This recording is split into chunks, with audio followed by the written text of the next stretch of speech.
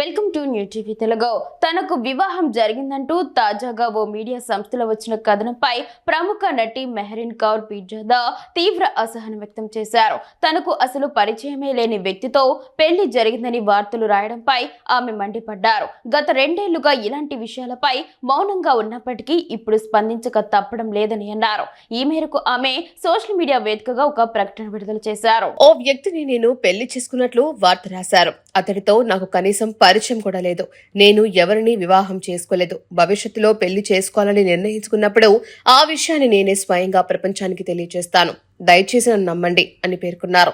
తన పెళ్లి గురించి ఇలాంటి నిరాధార వదంతులు వ్యాప్తి చేయవద్దని ఆమె విజ్ఞప్తి చేశారు. గతంలో మెహరీన్ కు హర్యానాకు చెందిన భవ్య భీష్మోయ్తో నిశ్చితార్థం జరిగినప్పటికీ కొన్ని కారణాల వల్ల ఆ వివాహం రద్దయిన సంగతి తెలిసిందే. ఇక తన కెరీర్ లో వచ్చిన గ్యాప్ పై కూడా ఆమె స్పందించారు. 2022లో వచ్చిన F3 తర్వాత స్పార్క్ అనే తెలుగు చిత్రంలో నటించారు. మధ్యలో సుల్తాన్ ఆఫ్ ఢిల్లీ అనే వెబ్ సిరీస్ కోసం ఎక్కువ సమయం కేటాయించడం వల్లే గ్యాప్ వచ్చిందని, కావాలని విరామం తీసుకోలేదని వివరించారు. ప్రస్తుతం ఆమె కన్నడలో ఒక చిత్రంలో నటిస్తున్నారు.